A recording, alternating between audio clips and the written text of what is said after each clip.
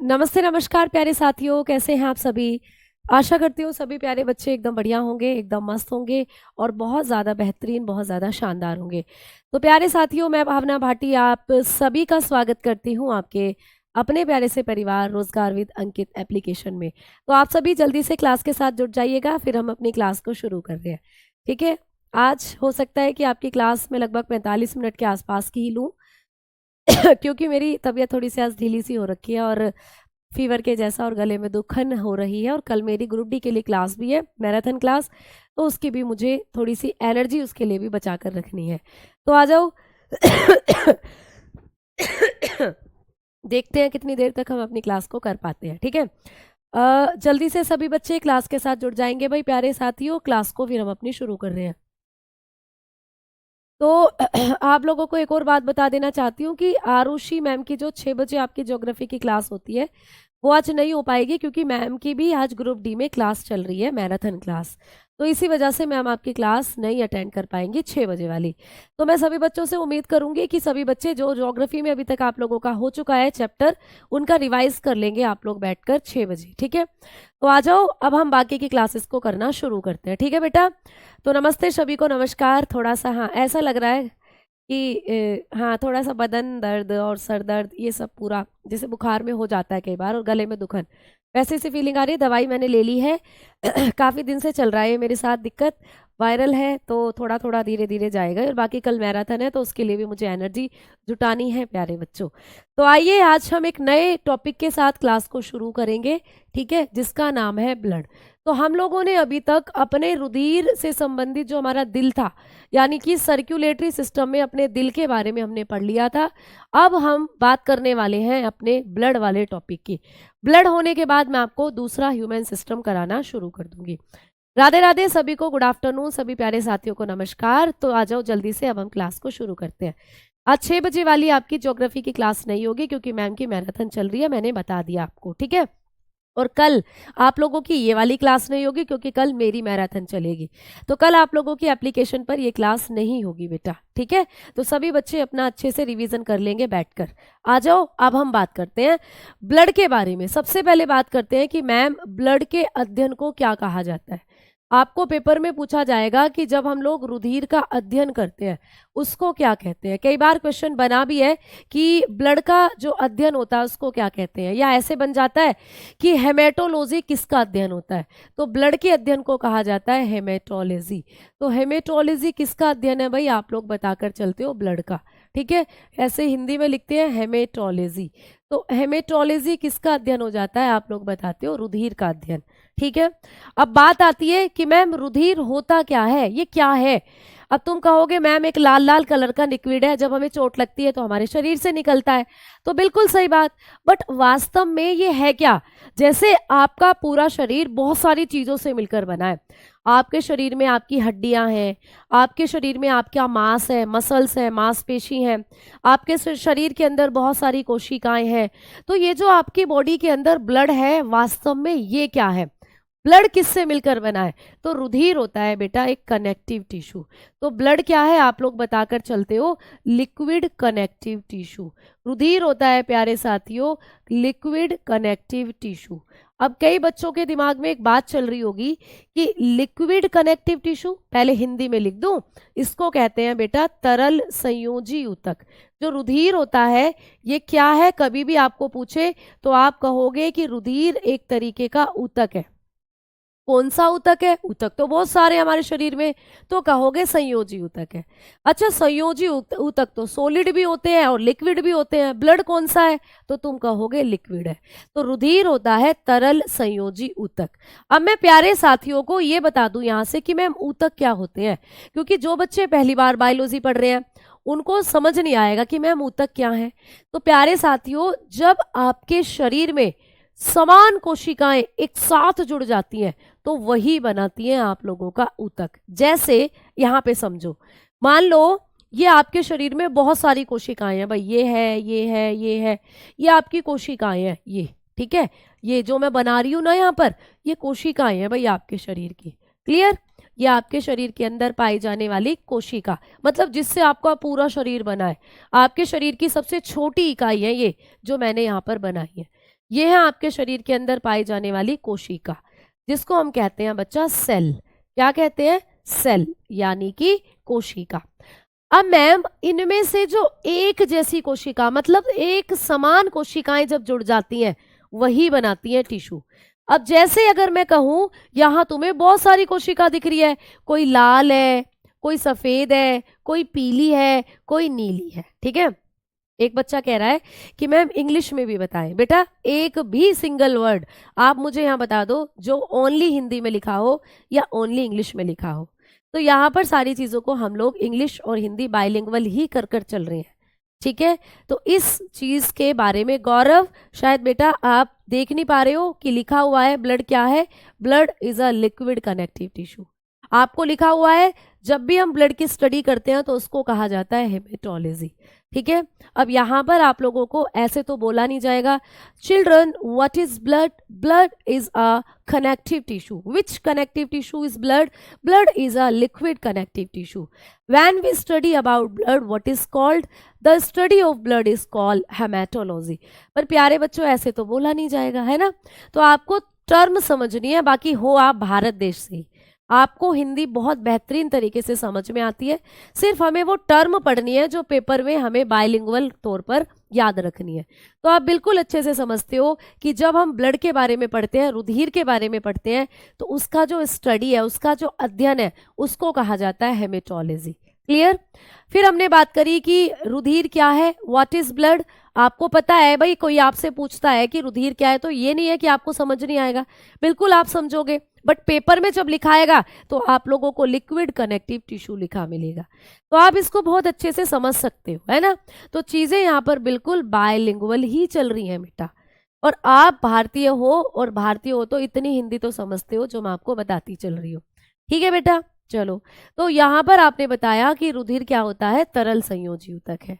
अब हमने बात करी, मान लीजिए ये आपकी बॉडी के अंदर बहुत सारी सेल है, ये कलर दिख नहीं रहा होगा तो मैंने लिख दिया, ये आपकी बॉडी के अंदर बहुत सारी कोशिकाएं हैं बेटा, ठीक है। For example these are many cells present in your body. आपके शरीर में ये बहुत सारी कोशिकाएं हैं।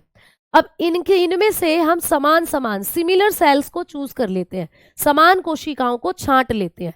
जैसे सफेद सफेद वाली आपको दिख रहा है, जितनी भी व्हाइट कलर की जो सेल है ये एक साथ जुड़ जाएंगी, ऐसे ऐसे एक साथ जुड़ जाएंगी।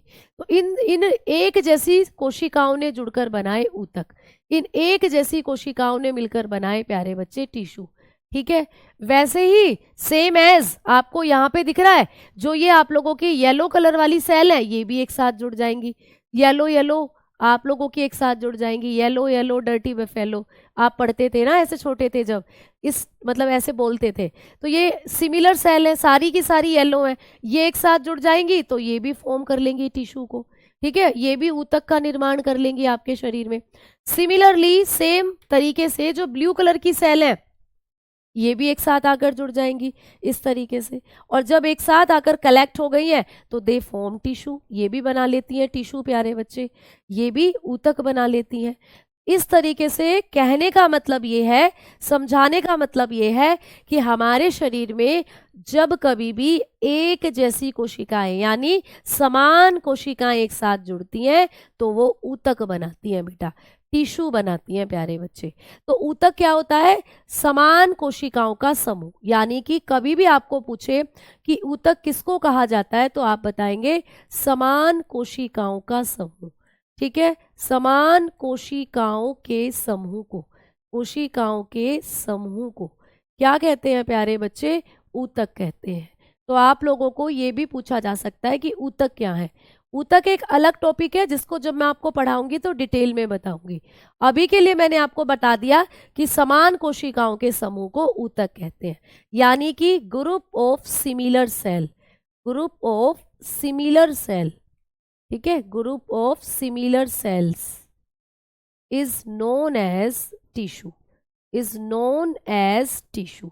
तो भाई सिमिलर सेल जब कभी भी जुड़ती हैं वो बनाती है टिश्यू। तो वैसे ही जो आपका ब्लड है ना वो भी एक टिश्यू ही है।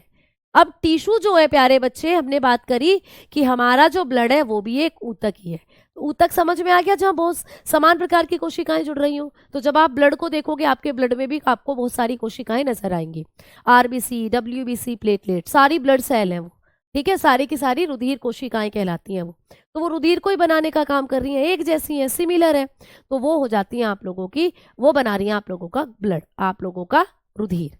ठीक है बेटा, समझ में आई बात? अब हम आगे बात करते हैं, ठीक है। ठीक है, एक बच्चा कह रहा है कि मैम आपसे निवेदन है कि लाइन में नोट्स लिखवाएं प्लीज। बेटा लाइन ही चल रही है अभी तक, तो वो तो मैंने आपको समझाया है, वो तो मैंने आपको समझाया है प्यारे बच्चे, लाइन ही चल रही है। और मैंने कहा है अभी अभी कि जो टिश्यू होता है ये अलग टॉपिक है, जब मैं आपको टिश्यू वाला टॉपिक कराऊंगी तो इसको मैं डिटेल में वहां लिखवाऊंगी। अभी तो सिर्फ आपको समझाने के लिए, या साइड में आप डेफिनेशन नोट करना चाहते हो उसके लिए मैंने आपको यहाँ पर लिखवा दिया है। तो अब आपका साइड में ही चल रहा है बेटा, पॉइंट टू पॉइंट ही चल रहे हैं नोट्स, पॉइंट टू पॉइंट ही चल रही है सारी चीजें। ठीक है, आ जाओ अब आगे बात करते हैं। हमने बात करी कि मैम जो टिश्यू होते हैं आप लोगों के, वो समान कोशिकाओं का समूह है, जैसे कि ब्लड। ब्लड भी हमारे शरीर में एक तरीके का टिश्यू है, एक तरीके का ऊतक है। अब मैम आपने लिखा हुआ है कि ब्लड है संयोजी ऊतक, यानी ब्लड है कनेक्टिव टिश्यू। तो मैम ये कनेक्टिव क्या है, ये संयोजी क्या है? प्यारे साथियों, जब कभी भी हम बात करते हैं जानवरों की, जब कभी भी हम बात करते हैं जंतुओं की, मैंने आपको पहले ही कहा था कि खून किसके अंदर होता है, पेड़ पौधों में होता है खून या जंतुओं में? आप कहोगे मैम जंतुओं में होता है। तो भाई बात तो जंतुओं की करेंगे ना जब ब्लड पढ़ रहे हैं, पादपों में तो खून होता ही नहीं है। इसीलिए जब कभी भी हम लोग बात करते हैं एनिमल की, जब कभी भी हम लोग बात करते हैं प्यारे साथी एनिमल की, यानी कि जंतुओं की, तो जंतुओं के शरीर में 4 तरीके के ऊतक देखने को मिलते हैं। आपको जो एनिमल होते हैं इनके शरीर में 4 टाइप्स के टिश्यू देखने को मिलते हैं। हमारे अंदर कितने प्रकार के ऊतक हैं प्यारे बच्चे? हमारी बॉडी में होते हैं 4 टाइप टिश्यू। ये सिर्फ समझना है, ये समझाने के लिए बता रही हूँ, ठीक है। हमारे शरीर में क्या होता है, 4 प्रकार के ऊतक पाए जाते हैं। कौन कौन से हैं मैडम जी? प्यारे साथियों, आप लोग पहले नंबर पर लिखते हो एपिथीलियल। एपिथीलियल सिर्फ समझना है, ठीक है। एपिथीलियल, एपिथीलियल जिसको कहते हैं उपकला ऊतक, ठीक है, उपकला। दूसरे नंबर पर आपको पढ़ना है कनेक्टिव टिश्यू। दूसरे नंबर पर आपको पढ़ना है कनेक्टिव यानी संयोजी। मैम तीसरे नंबर पर कौन से हैं? तीसरे नंबर पर होते हैं नर्वस टिश्यू, नर्वस यानी कि तंत्रिका ऊतक, ठीक है। और चौथे नंबर पर होते हैं पेशी ऊतक यानी मस्क्यूलर टिश्यू। तो ये 4 तरीके के ऊतक हैं हमारे शरीर में। अब हम पढ़ रहे हैं ब्लड को, हम पढ़ रहे हैं प्यारे बच्चे ब्लड के बारे में, रुधिर के बारे में। तो पेपर में जब आपको क्वेश्चन बनेगा कि बताइए रुधिर जो होता है ये किस प्रकार का कनेक्टिव, किस प्रकार का टिश्यू है, आपको ऐसे क्वेश्चन आएगा और ये चारों कनेक्टिव टिश्यू आपको लिखे मिलेंगे। तो आपको पता होना चाहिए कि रुधिर जो होता है इन चारों में से कौन सा टिश्यू है, जल्दी से बताओ कौन सा टिश्यू है प्यारे बच्चे। अगर हम लोग आपको पेपर में क्वेश्चन दें या आप लोग अगर क्वेश्चन की बात करते हैं तो आपको पेपर में आएगा कि जो रुधिर होता है वो किस तरीके का ऊतक है। Blood is which type of tissue या which type of tissue is blood, ऐसे क्वेश्चन आ जाएगा। तो आप लोग बताकर चलेंगे कि ब्लड जो होता है वो कनेक्टिव टिश्यू है, यानी ह्यूमन बॉडी में या एनिमल्स में 4 टिश्यू हैं जिनमें से एक होता है कनेक्टिव टिश्यू, यही है हमारा ब्लड। मैम कनेक्टिव टिश्यू का एग्जाम्पल और कौन कौन होते हैं? तो बेटा आपकी बोन्स भी इसी में आती हैं, आपकी हड्डियां भी इसी में आती हैं बेटा। अब हड्डियां तो सॉलिड है, ठोस होती हैं हड्डियां तो, लेकिन ब्लड भी इसी में आता है, ब्लड लिक्विड है। इसीलिए हमने लिखा कि जो ब्लड होता है वो लिक्विड कनेक्टिव टिश्यू है ना। हाँ, तो इतना कॉन्सेप्ट अभी के लिए समझना है, बाकी टिश्यू को हम डिटेल में बाद में पढ़ेंगे। टिश्यू एक अलग टॉपिक है, उसमें हम बाद में पढ़ेंगे, जब मैं सेल पढ़ाऊंगी तब टिश्यू के बारे में बताऊंगी। फिलहाल हम पढ़ रहे हैं ब्लड। तो अब आप मेरे ख्याल से दोनों पॉइंट आपके क्लियर हो गए होंगे, ठीक है। अब आ जाओ आगे बात करते हैं। अब आपको पूछेगा कि हमारा जो शरीर होता है इसमें कितना खून होता है, हमारे शरीर में ब्लड का अमाउंट कितना होता है, हमारी बॉडी में ब्लड की मात्रा कितनी होती है। तो अमाउंट ऑफ ब्लड होता है हमारी बॉडी के अंदर 5 से 6 लीटर प्यारे बच्चे, हमारी बॉडी के अंदर जो ब्लड का अमाउंट होता है वो होता है 5 से 6 लीटर, यानी आपकी पूरी बॉडी में 5 से 6 लीटर ब्लड है। मैम लड़कियों में क्या इतना ही ब्लड होता है? वैसे तो पेपर में लड़का और लड़की करके नहीं पूछता, लेकिन फिर भी मैं आपकी जानकारी के आधार पर बता दूं, क्या मैम लड़कियों के शरीर में भी इतना ही खून होता है? तो भैया लड़कियों के शरीर में खून कम होता है। भाई तुम्हारे नजरिए से लड़कियों में खून ज्यादा होना चाहिए, क्योंकि वो तुम्हारा भी तो खून पी जाती हैं। तुमने सुना होगा कि लड़कियां बहुत खून पीती हैं, है ना? और तुमने सुना होगा चुड़ैल जो प्रजाति होती है वो भी लड़कियों की ही होती है। तो तुमने सुना होगा खून पीने वाली चुड़ैल, खूनी चुड़ैल। तो मतलब लड़कियां चुड़ैल का रूप लेके खून पी जाती हैं, तो उनमें तो ज्यादा खून होना चाहिए, 5 से 6 लीटर तो है ही, साथ में एक आधा लीटर वो तुम्हारा भी पी गई, तो समझो उनमें तो खून की मात्रा ज्यादा हो जानी चाहिए।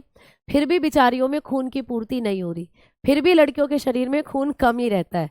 तो कभी कोई जर्नली आपसे पूछे कि लड़कियों के शरीर में भी क्या उतना ही खून है जितना लड़कों के शरीर में होता है, तो कहोगे नहीं, लड़कियों के शरीर में 1 से आधा लीटर खून कम होता है बेटा। अगर मैं लड़कियों की बात करूं तो लड़कियों के शरीर में 4 से 5 लीटर ब्लड आपको देखने को मिलता है, ठीक है? तो लड़कियों के शरीर में खून क्यों कम होता है?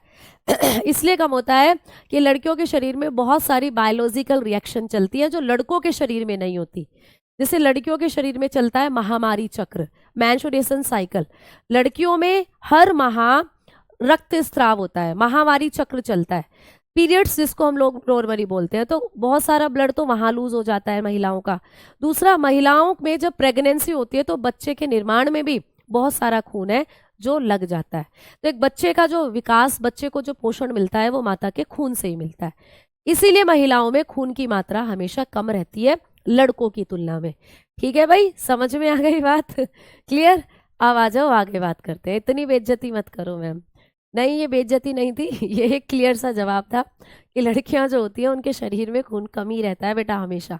ठीक है, आ जाओ आगे बात करते हैं। अब बात करते हैं कि मैम जो ब्लड होता है इसका पीएच मान कितना होता है। इंपॉर्टेंट पॉइंट, पेपर में बहुत बार पूछा गया पॉइंट है। हमारा जो ब्लड होता है इसकी पीएच वैल्यू कितनी होती है नी? रुधिर का पीएच मान कितना होता है? अब कई बच्चे सोच रहे हैं मैम पीएच मान क्या होता है? पीएच मान प्यारे बच्चे एक वैल्यू होती है जो क्या बताती है? जो बताती है कि कोई भी चीज अम्ल है या क्षार है। ठीक है, आप केमिस्ट्री में पढ़ोगे पीएच मान, केमिस्ट्री में पढ़ा जाता है पीएच स्केल। तो एक स्केल होता है, एक पैमाना होता है। जब हम उस पैमाने पर खून को रखते हैं तो खून जिस बिंदुओं के बीच आकर रुकता है, यानी खून की जो रेंज उस पीएच पैमाने पर आती है वो होती है 7.4। तो बहुत बार आपको पेपर में क्वेश्चन बना है कि ब्लड का पीएच मान कितना होता है, आप बताओगे 7.4। अब 7.4 पीएच मान के साथ जो रुधिर होता है ये क्षारीय नेचर का होता है बेटा, एल्केलाइन होता है जो ब्लड होता है।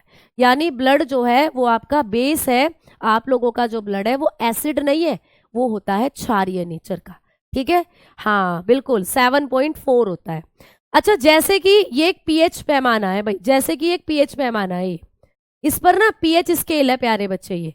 ये स्केल का तो तुम मतलब समझते ही हो, स्केल का इस्तेमाल करते हैं चीजों को नापने के लिए, लाइन खींचने के लिए, है ना? तो ये एक स्केल है केमिस्ट्री में। इस स्केल पर लिखे होते हैं 0, 7 और 14, ऐसे नंबर लिखे होते हैं।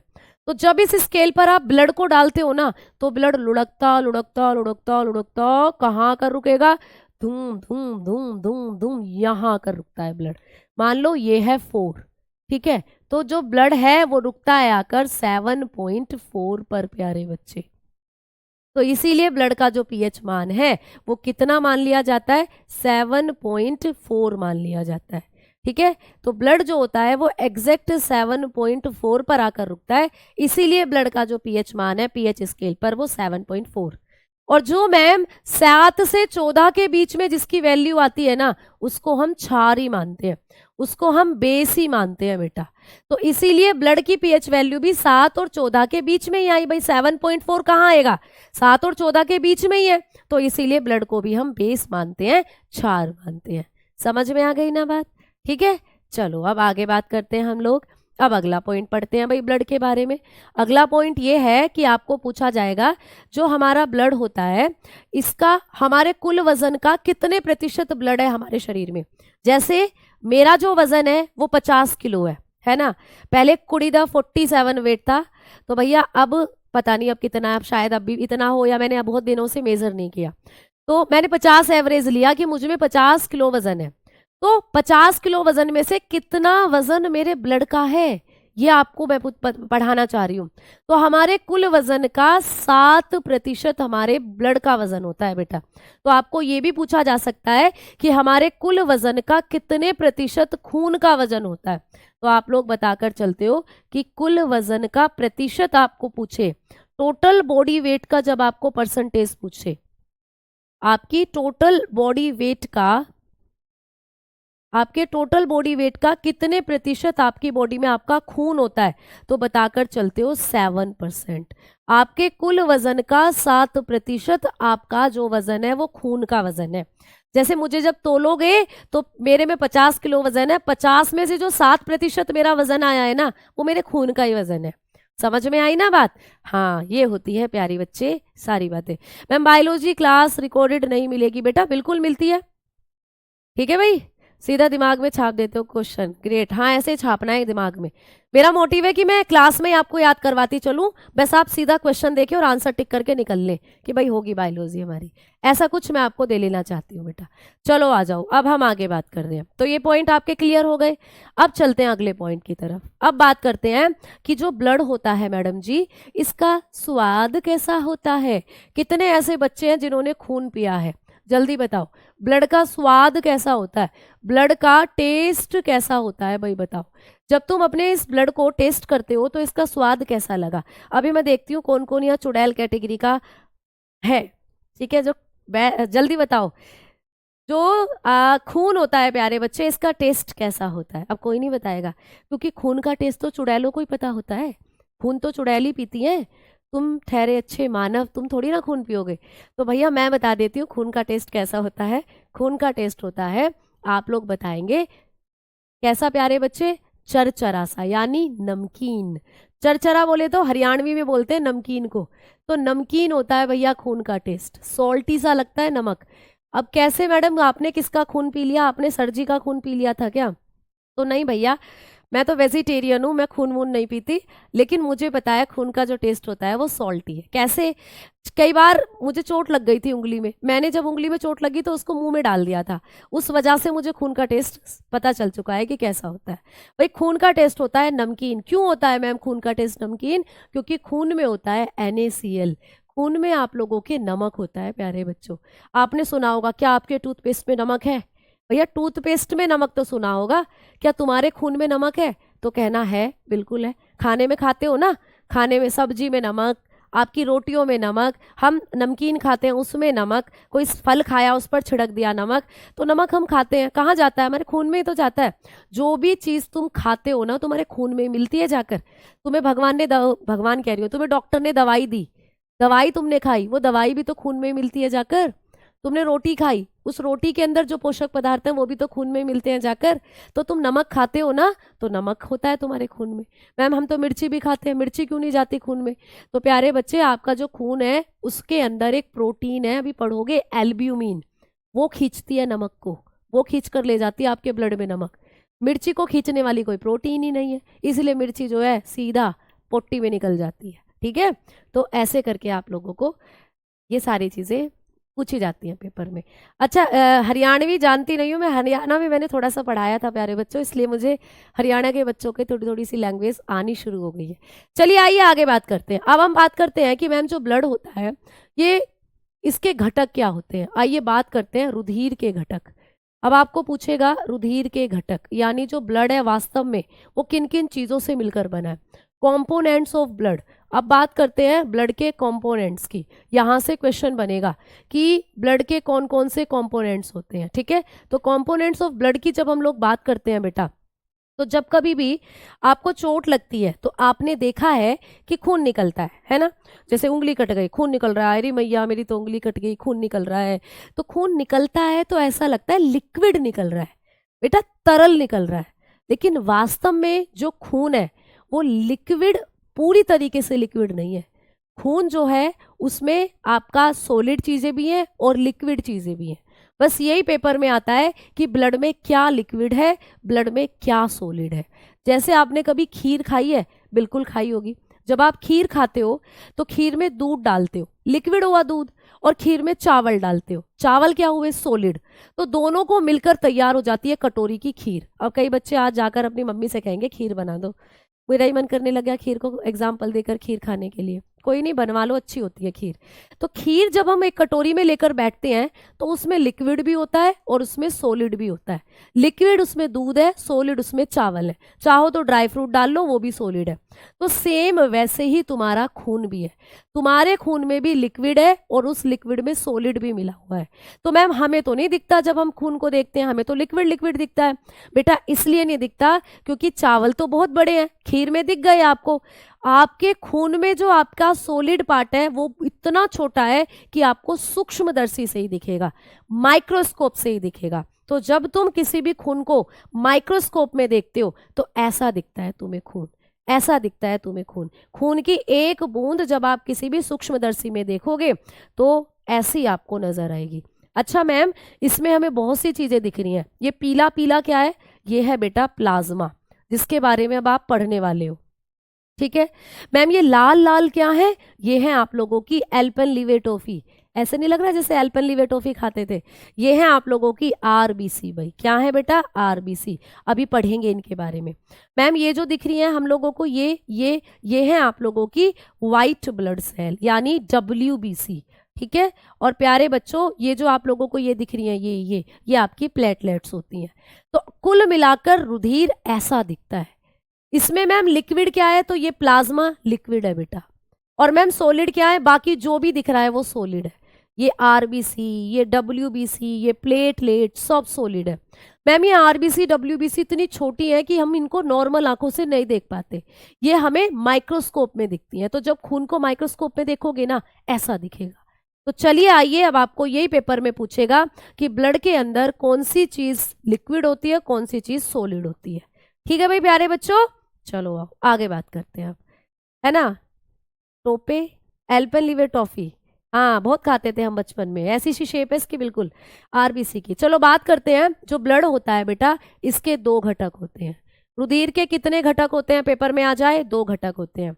एक होता है प्लाज्मा प्यारे बच्चों, ठीक है, प्लाज्मा, जिसको हम लोग हिंदी में भी क्या बोलते हैं, प्लाज्मा। और मैम रुधिर का दूसरा घटक क्या होती है, आप बताओगे, ब्लड सेल होती है, ब्लड सेल, जिसको हम लोग एक और नाम से जानते हैं। ब्लड सेल को हम लोग ब्लड कार्पेसल्स भी बोलते हैं बेटा, ब्लड सेल बोल दो या ब्लड कार्पेसल्स बोल दो। ठीक है, तो आपका जो रुधिर होता है ये दो चीजों से मिलकर बना है, आप बताओगे प्लाज्मा और रुधिर कोशिका, रुधिर कोशिका। ठीक है, चलो अब आओ इनके बारे में हम लोग पढ़ना शुरू करते हैं। रुधिर कोशिका कह दो या रुधिर कणिका कह दो, रुधिर कोशिका या रुधिर कणिका एक ही बात है। ठीक है, तो आपका जो रुधिर है ये दो चीजों से मिलकर बना है।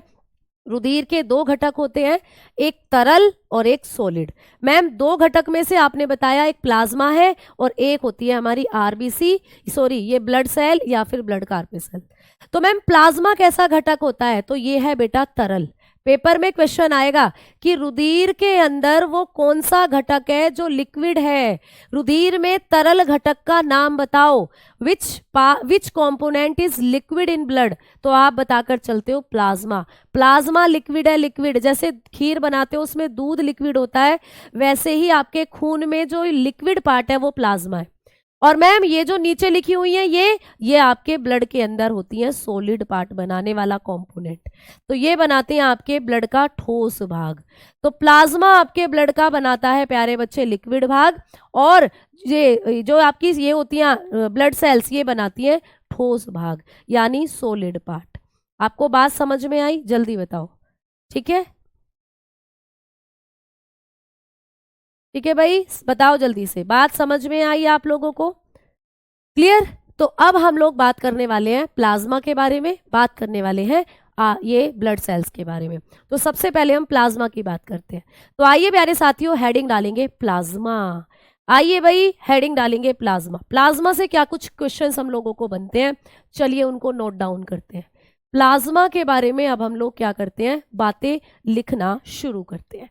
तो भाई आइए, थोड़ी देर मैंने अभी आपको कहा कि अभी हम प्लाज्मा के बारे में सारी बातें करेंगे, अभी इनको भूल जाओ, इनको भूल जाओ, अभी इनके बारे में करेंगे बाद में बातें। पहले प्लाज्मा मैं आप लोगों को पढ़ा रही हूँ, तो हेडिंग डाल दीजिए प्लाज्मा बेटा। क्लियर भाई? हाँ जी, हाँ जी। अगर आपने पहले नोट्स बना रखे हैं तो कोई दिक्कत नहीं है, उन्हीं नोट्स में जो आपको नई चीज लगती है ना उसको आप ऐड ऑन करते चलो, ठीक है। अच्छा, मैं बोल रही हूँ रुधिर, तुम्हें सुनाई दे रहा है सुधीर, बहुत बढ़िया। ऐसे ही तो होता है, दिल में बजे गिटार, ठीक है। चलो आओ आगे बात करते हैं। अब हमने बात करी प्लाज्मा के बारे में, तो सारे पॉइंट प्लाज्मा से लिखते चलना बेटा।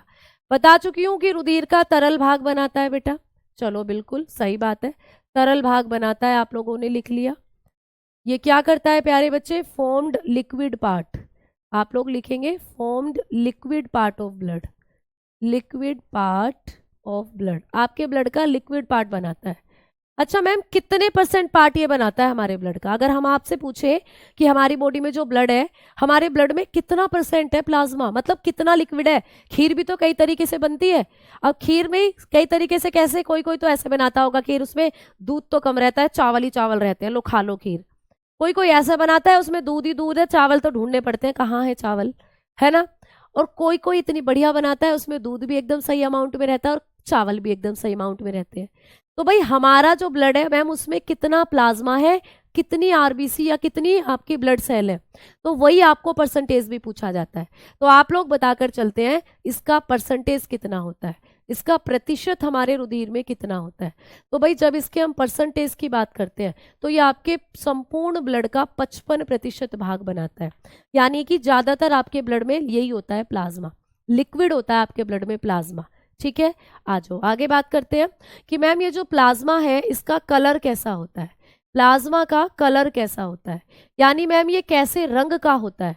तो ये होता है बेटा पीला, इसका कलर कैसा होता है? पीला, ये येलो कलर का होता है, या तो हल्का पीला या फिर पीला होता है, आप याद रखोगे, ठीक है। दिख रहा है ना इस पिक्चर में, देखो इस डायग्राम में, इस पिक्चर में तुम्हें दिख रहा होगा, देखो ये पीला पीला सा, ये जो पीला पीला दिख रहा है ये प्लाज्मा है, ठीक है। ये जो पीला पीला आपको दिख रहा है, अगर मैं प्लाज्मा को आपको दिखाऊं ना, अगर आपके ब्लड से प्लाज्मा को अलग कर दें तो कैसा दिखेगा? तो चलो मैं दिखाती हूँ तुम्हें कैसा दिखता है ब्लड प्लाज्मा।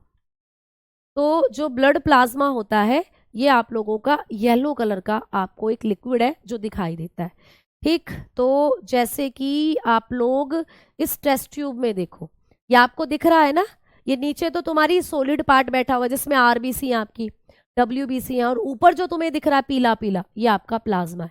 तो प्लाज्मा जो होता है बेसिकली ये आपके ब्लड में कैसा पार्ट होता है, आप लोग बताकर चलते हो लिक्विड पार्ट होता है, और कैसा इसका कलर होता है आप बताकर चलते हो येलो कलर होता है, ठीक है। देखो इस फोटो को, तो इस पिक्चर में आप इजीली विजिबल कर पा रहे हो कि ये जो आप लोगों का ऊपर वाला एरिया होता है यही है आपका प्लाज्मा, और कितना एरिया कवर करता है आपके टोटल ब्लड का? ये 55% पार्ट घेरे हुए रहता है आपके ब्लड का, ठीक है। अब बात करते हैं कि मैम ये जो प्लाज्मा होता है, इस प्लाज्मा के बारे में और कौन कौन से मेन मेन पॉइंट हैं जो हमें एग्जामिनेशन में आते हैं। तो चलिए अगले पॉइंट की बात करते हैं। बेटा ये जो प्लाज्मा होता है इसके भी कॉम्पोजिशन की अगर हम लोग बात करते हैं, जैसे कि मैंने कहा कि रुधिर, रुधिर के दो घटक हैं, प्लाज्मा और ब्लड सेल। अब हम बात कर रहे हैं प्लाज्मा की, तो मैम प्लाज्मा भी किन किन चीजों से मिलकर बना है ये बताओ। तो बेटा प्लाज्मा के अगर घटक की बात करते हैं हम लोग, अगर हम लोग बात करते हैं कॉम्पोजिशन की प्लाज्मा की, तो जो प्लाज्मा है इसमें भी आपको बहुत सी चीजें हैं जो पेपर में पूछी जाती हैं, यानी अब हम बात कर रहे हैं प्लाज्मा के घटक। तो बच्चा प्लाज्मा भी आपको दो तरीके की चीजों से मिलकर बना हुआ दिखता है। प्लाज्मा में है प्यारे बच्चे, क्योंकि प्लाज्मा लिक्विड है, तो प्लाज्मा में होता है वाटर यानी कि पानी। अब ये क्वेश्चन पेपर में बना हुआ है कि प्लाज्मा में कितना पानी होता है। भाई आप एक बात बताओ, जब आपके घर में आलू टमाटर की पतली वाली सब्जी मम्मी ने बनाई है तो वो पतली किसके कारण है ये बताओ। भाई आलू टमाटर वाली लिक्विड सब्जी तुम्हारी मम्मी ने तुम्हारे घर में बनाई है, वो लिक्विड क्यों है? तुम कहोगे उसमें पानी डाला है मम्मी ने, तभी तो वो लिक्विड है। अगर वो पानी नहीं डालती मम्मी उसमें तो वो सूखी सब्जी बन जाती, है ना, फिर वो सॉलिड सब्जी बन जाती, सूखी सब्जी बनती। अब प्लाज्मा आपके ब्लड का लिक्विड पार्ट है, तरल भाग बनाता है, तो दैट्स मीन ये तरल किसकी वजह से है? इसमें भी घुला हुआ है पानी। मैम कहाँ से आया? तुम पीते हो ना पानी, पूरे दिन भर में हमें 5 से 6 लीटर पानी पीना चाहिए, है ना। लगभग ऐसा मानो कि 9-10 ग्लास वाटर आपको डेली पीना चाहिए। तो जो पानी तुम पीते हो वो तुम्हारे ब्लड में घुलता है जाकर, और ब्लड में कहाँ जाता है? प्लाज्मा में घुलता है जाकर। तो आपको पूछता है कि प्लाज्मा में पानी कितना होता है, तो बताओगे 90 से 92% ये जो प्लाज्मा है ये पानी ही है। 90 से 92% प्लाज्मा में पानी ही है। मैम दूसरी चीज क्या होती है प्लाज्मा के अंदर? दूसरी चीज होती है प्रोटीन। आपको पूछेगा कि प्लाज्मा में कितनी प्रोटीन होती है, तो प्लाज्मा में कुछ प्रोटीन भी घुली हुई होती है, तो बताना 7% प्लाज्मा में होती है प्रोटीन। तो सीधा क्वेश्चन आता है कि प्लाज्मा में पानी कितना है, तो बताना 90 से 92। प्लाज्मा में प्रोटीन कितनी है, बताना 7%। बाकी का 2 से 3% या लगभग 3% में अन्य पदार्थ इसके अंदर देखने को मिलते हैं।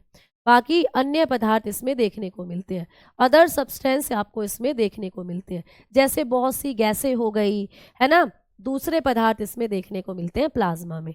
क्लियर? समझ में आ गई बात? तो ऐसे भी यहाँ से आपको क्वेश्चन बनकर आएगा पेपर। ठीक है ना भाई? हाँ, दूसरे पदार्थ बने हुए होते हैं प्यारे बच्चे 3% में, या 2 से 3 भी आ सकता है, तो वो आपको ऑप्शन पर डिपेंड करेगा, आप अच्छे से पहचान लोगे जब ऑप्शन आएगा। अब हम बात करने वाले हैं कि मैम प्लाज्मा में ये जो प्रोटीन है, पानी से तो कोई क्वेश्चन नहीं आना, पानी तो पानी है। पानी रे पानी तेरा रंग कैसा, इसमें मिला दो ये हो जाए वैसा। ठीक है, पानी से तो कुछ नहीं है, H2O इसका फॉर्मूला होता है, आपको पता है। बात आएगी प्रोटीन की। मैम प्लाज्मा में कौन कौन सी प्रोटीन होती है, तो आइए हेडिंग डालिए मेरे साथ, प्लाज्मा प्रोटीन। हेडिंग डालेंगे प्लाज्मा प्रोटीन, बात करेंगे कि प्लाज्मा में कौन कौन सी प्रोटीन्स होती हैं। ठीक है, तो आपका जो प्लाज्मा है इसमें जो 7% प्रोटीन होती है, ये कौन कौन सी प्रोटीन है? कौन सी प्रोटीन है जो रुधिर के प्लाज्मा में पाई जाती है? निम्नलिखित में से कौन सी प्रोटीन रुधिर के प्लाज्मा में उपस्थित होती है? ऐसे क्वेश्चन बन जाएगा। तो आ जाओ बात करते हैं, प्लाज्मा में पाई जाने वाली पहली प्रोटीन है एल्ब्यूमिन। एल्ब्यूमिन प्रोटीन कहाँ होती है आप बताओगे? एल्ब्यूमिन नाम की जो प्रोटीन है ये हमारे प्लाज्मा में होती है। ठीक है, क्या करती है एल्ब्यूमिन? तो मैंने कहा था ना, क्या आपके खून में नमक है? तो आपने कहा था हाँ जी है, बिल्कुल है। तो आपके खून में जो नमक को खींच कर ले जाती है वही है ये एल्ब्यूमिन। तो मैंने कहा था आपके खून में एक ऐसी प्रोटीन है जो नमक को खींचती है, तो यही होती है एल्ब्यूमिन। तो एल्ब्यूमिन क्या करती है? ये रुधिर का लवण दाब बनाती है, रुधिर लवण दाब बनाती है। आपको पेपर में आएगा कि जो रुधिर लवण दाब है बनाने का काम जो करती है वो कौन सी प्रोटीन करती है? आप बताओगे एल्ब्यूमिन। तो ये रुधिर लवण दाब बनाती है प्यारे बच्चे। ये क्या करती है आप लोग बताओगे? Balance osmotic pressure of blood. Balance osmotic pressure of blood, आपके ब्लड का जो ऑस्मेटिक प्रेशर है उसको बैलेंस करती है, उसको बनाती है। मैम ऑस्मेटिक प्रेशर क्या होता है? मतलब वही कि आपके खून में कितना नमक रहेगा और कितना नहीं रहेगा। ठीक है, तो नमक का संतुलन बनाती है आपके खून में, नमक का संतुलन बनाती है प्यारे बच्चे। ठीक है, हाँ जी, बहुत बहुत शुक्रिया प्यारे बच्चे, बहुत बहुत धन्यवाद। ठीक, कलर हल्का पीला, हाँ मैंने कहा ना हल्का पीला भी आ सकता है या आपको पीला भी पूछ सकता है। क्लियर? तो वो हल्का पीला या पीला सेम ही है, आपको कहीं कहीं मिलेगा हल्का पीला, कहीं कहीं मिलेगा पीला। ठीक है, चलो आ जाओ। इंग्लिश में लिखना जरूरी है नहीं बेटा, जो आपका लैंग्वेज है वो आप उसमें लिखे। आप इंग्लिश में अटेम्प्ट करने वाले हो पेपर तो इंग्लिश में लिखो, आपको जो लैंग्वेज समझ में आती है आप उसमें लिखो। ठीक है, कोई कंपल्सन नहीं है कि भाई हिंदी में लिखो इंग्लिश में लिखो, जो आपको समझ में आए, जैसा समझ में आए वैसा लिखो। आ जाओ आगे बात करते हैं। दूसरा, आपके ब्लड के प्लाज्मा में पाई जाती है ग्लोब्यूलिन। दूसरी प्रोटीन है बेटा ग्लोब्यूलिन। ठीक है, तो दूसरी प्रोटीन हो जाती है ग्लोब्यूलिन। तो ग्लोब्यूलिन के बारे में भी क्वेश्चन आएगा कि ग्लोब्यूलिन प्रोटीन कहाँ पाई जाती है, तो आप लोग बताते हो आपके ब्लड के प्लाज्मा में होती है। अच्छा मैम ये क्या काम करती है? एक एग्जाम्पल से कोरिलेट करती हूँ जो आपको याद रहे। ठीक है, देखो कभी कभी क्या होता है, कोई कमजोर सा बच्चा है, उसको हम डॉक्टर के पास लेके गए, डॉक्टर ने कहा अरे ये तो बड़ा कमजोर लग रहा है देखने में, चलो इसका खून टेस्ट करते हैं कि इसमें खून कितना है। अब डॉक्टर ने उसका खून टेस्ट करा, खून होना चाहिए 5 से 6 लीटर, या हेमोग्लोबिन होना चाहिए, अगर मैंने बात करी किसी भी लड़के की तो उसके अंदर होना चाहिए मिनिमम 14% तो होना चाहिए हेमोग्लोबिन। तो मैम उस बच्चे का जब डॉक्टर ने ब्लड टेस्ट करा तो उस बच्चे के अंदर जो ब्लड का अमाउंट आया वो बहुत कम आया, उस बच्चे में हीमोग्लोबिन है 6, डॉक्टर कह रहा अरे हीमोग्लोबिन 6 है, होना चाहिए 14, बड़ी गड़बड़ वाली बात है। तो मतलब डॉक्टर कह रहा है कि बच्चे में खून की कमी है। अब बच्चे में खून की कमी है तो बच्चा तो बीमार होगा ही, उसे जल्दी जल्दी बीमारियां लगेंगी, इधर उधर उधर उधर कोई भी इन्फेक्शन आएगा उसे सबसे जल्दी लगेगा। तो जिसमें खून की कमी होती है वो व्यक्ति जल्दी जल्दी बीमार क्यों होता है? इसलिए बीमार होता है क्योंकि हमारा जो खून है ना वो हमें रोगों से लड़ने की शक्ति देता है। अगर हमारे शरीर में खून कम तो रोगों से लड़ने की शक्ति भी कम, अगर खून अच्छी मात्रा में है तो रोगों से लड़ने की शक्ति भी अच्छी मात्रा में। ठीक है, अब खून हमें रोगों से लड़ने की शक्ति क्यों देता है? इसलिए देता है क्योंकि हमारे खून में कुछ ऐसी प्रोटीन है जो हमारी इम्यूनिटी बनाती है, हमें रोगों से लड़ने की शक्ति देती है। जैसे कि आपके प्लाज्मा में पाई जाती है ग्लोबुलिन। तो ग्लोबुलिन एक ऐसी प्रोटीन है बेटा जो प्रतिरक्षी के समान कार्य करती है। इसको आप लोग प्रतिरक्षी, प्लाज्मा की प्रतिरक्षी प्रोटीन भी कहते हो। तो ये प्रतिरक्षी के समान कार्य करती है। तो कौन सी प्रोटीन है जो प्रतिरक्षी के समान कार्य करती है? आप लोग बताओगे ग्लोब्यूलिन। समझ में आ गई बात? तो बताना वर्क एज एंटीबॉडी, ये एंटीबॉडी की तरह काम करती है बेटा। यानी जब कभी आपके शरीर में कोई वायरस आता है, कोई बैक्टीरिया आता है, उस पर ढिशुम ढिशुम करती है, उसको मार गिराती है। ये काम तुम्हारी डब्ल्यूबीसी भी करती है और वो भी तो ब्लड में ही होती है। तो डब्ल्यूबीसी, अरे देखो मच्छर ने क्या करा है, मच्छर जी मान जाओ। ठीक है, तो जब डब्ल्यूबीसी जो होती है वो भी आपकी बॉडी के अंदर रोगों से लड़ने की शक्ति देती है और वो भी एक ब्लड का ही पार्ट है। तो आपको कभी भी पूछे कि प्लाज्मा में ऐसी कौन सी प्रोटीन है जो एंटीबॉडी की तरह काम करती है, प्रतिरक्षी की तरह काम करती है, तो नाम आएगा ग्लोबुलिन। और प्लाज्मा में जो तीसरी प्रोटीन होती है ये होती है फेब्रिनोजन। फेब्रिनोजन, ठीक है। प्लाज्मा की जो अगली प्रोटीन है जिसको कहा जाता है फाइब्रिनोजन, ठीक है, फाइब्रिनोजन। तो प्लाज्मा में पाई जाने वाली एक और इंपॉर्टेंट प्रोटीन जहां से बहुत बार क्वेश्चन बनता है, फाइब्रिनोजन। मैम ये क्या करती है? जब तुम्हें चोट लगती है, जब तुम्हें चोट लगती है प्यारे बच्चों, ठीक है, तो हाँ ग्लोबुलिन जो होती है ये आप लोगों को आपकी हेल्थ को इम्प्रूव करती है, यानी रोगों से बचाने की शक्ति देती है आप लोगों को। ठीक है, थोड़ी देर और पढ़ाऊंगी, 45 तक और पढ़ाऊंगी, ये फाइब्रिनोजन और बताती हूँ। उसके बाद हम कल तो क्लास होगी नहीं, परसों पढ़ेंगे। ठीक है, चलो फाइब्रिनोजन क्या काम करती है बेटा? ये रुधिर का थक्का जमाती है। मैम रुधिर का थक्का जम गया तो मर जाएंगे। बेटा रुधिर का थक्का अगर शरीर के अंदर जमा तब दिक्कत होगी, शरीर के बाहर जब खून निकल रहा है तो उसको जमना जरूरी है, उसको फिर बहने से रोकना है। जैसे मेरे सर में चोट लग गई, अब यहाँ से खून निकल कर गिर रहा है, अब तुम कहोगे चलो चलो मैडम को जल्दी हॉस्पिटल लेकर जाओ, मैम का खून निकल रहा है, खून रोको, तुम यहाँ पट्टी लगाओगे, ऐसे खून को रोकोगे, तो शरीर से खून बाहर निकलना बंद करना है, क्योंकि सारा खून बाहर निकल जाएगा शरीर का, मेरे शरीर में तो खून ही नहीं बचेगा, ऑक्सीजन की कमी हो जाएगी, मेरी कोशिकाएं चिपक जाएंगी और मैं मर जाऊंगी। तो प्यारे बच्चे जब चोट लगती है और खून बहता है तो तब उस खून को रोकने की जो प्रक्रिया होती है वो यही करती है फाइब्रिनोजन, और उसी को कहा जाता है रुधिर का थक्का जमना। तो जब चोट लगती है, चोट लगने पर रुधिर का थक्का जमने की प्रक्रिया कौन सी प्लाज्मा की प्रोटीन करती है? आप बताओगे फाइब्रिनोजन। तो ये क्या काम करती है? रुधिर का थक्का जमाने में सहायक है, रुधिर का थक्का जमाने में सहायक है। ठीक है, इसका काम होता है रुधिर का थक्का जमाने में सहायक। क्लियर प्यारे बात बच्चों? तो ये क्या काम करती है? हेल्प इन ब्लड क्लॉटिंग, लिखेंगे हेल्प इन ब्लड क्लॉटिंग। तो कौन सी प्लाज्मा प्रोटीन है जो ब्लड क्लॉटिंग में हेल्प करती है? तो आप लोग बताकर चलते हो, ये होती है आपकी फाइब्रिनोजन। ठीक है बेटा, इतनी चीजें आपको पढ़नी है और कल की क्लास में मैं आपको ब्लड क्लॉटिंग फैक्टर और भी बताऊंगी। ठीक है, कल क्लास इसलिए नहीं होगी क्योंकि कल मेरी ग्रुप डी में मैराथन है बेटा 4 बजे से। ठीक है, PYQ क्वेश्चन कराऊंगी ग्रुप डी के, चाहो तो तुम लोग भी सेशन के साथ जुड़ जाना अगर तुम्हारी क्लास ना हो उस टाइम पर तो। ठीक है, समझ में आ गई बात? बॉडी में एसिड ज्यादा होता है बेटा, बॉडी में आपका न्यूट्रल होती है बॉडी, ना एसिड ज्यादा होगा ना बेस ज्यादा होगा, न्यूट्रल होता है हमारा बॉडी जो होती है, उदासीन होती है। ठीक है, तो कल इसलिए क्लास नहीं होगी क्योंकि कल मेरी ग्रुप डी में मैराथन है प्यारे बच्चों। ठीक। तो इतनी चीजें आपने जो आज की क्लास में पढ़ी, उम्मीद करती हूँ ये सारे पॉइंट आप लोगों को याद रहेंगे और कल जाकर इन सारे पॉइंटों को आप लोग रिवाइज भी कर लीजिएगा। तो ये हमने सबने ब्लड के बारे में पढ़ा। ब्लड का अध्ययन हेमेटोलॉजी है। ब्लड एक लिक्विड कनेक्टिव टिश्यू है ना। ब्लड हमारी बॉडी में 5 से 6 लीटर होता है। इसका पीएच मान 7.4 है। ब्लड जो है ये हमारे कुल वजन का 7% होता है। ब्लड का जो टेस्ट है वो नमकीन होता है। और ब्लड जो है ये 2 घटकों से बना है, प्लाज्मा और blood cell. Plasma liquid part है जो कि 55% पार्ट बनाता है और ब्लड सेल 45% भाग बनाती है बेटा।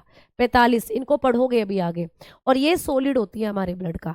और जब हमने प्लाज्मा की बात करी तो प्लाज्मा जो होता है इसका कलर पीला है और ये भी 2 चीजों से मिलकर बना है, पानी और प्रोटीन। पानी इसमें 90 से 92% है, जबकि प्रोटीन इसमें 7%। और हमने प्लाज्मा की जो प्रोटीन थी इनके बारे में आपको बताया। एल्ब्यूमिन जो कि रुधिर का लवण दाब बनाती है, यानी नमक की मात्रा को संतुलित करती है। ग्लोबुलिन प्रतिरक्षी की तरह काम करती है और फाइब्रिनोजन रुधिर का थक्का जमाने में मदद करती है। ठीक है, तो बहुत अच्छे से कॉन्सेप्ट आपको क्लियर हो गया होगा। परसों की क्लास में इससे आगे की तरफ अब हम लोग बढ़ेंगे।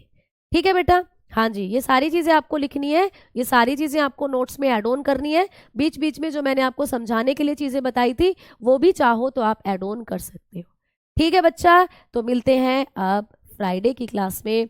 तब तक के लिए नमस्कार, जय हिंद, जय Bharat, tata, bye bye, see you. और अब कर रही हूँ जय हिंद जय भारत। ठीक है, चलो।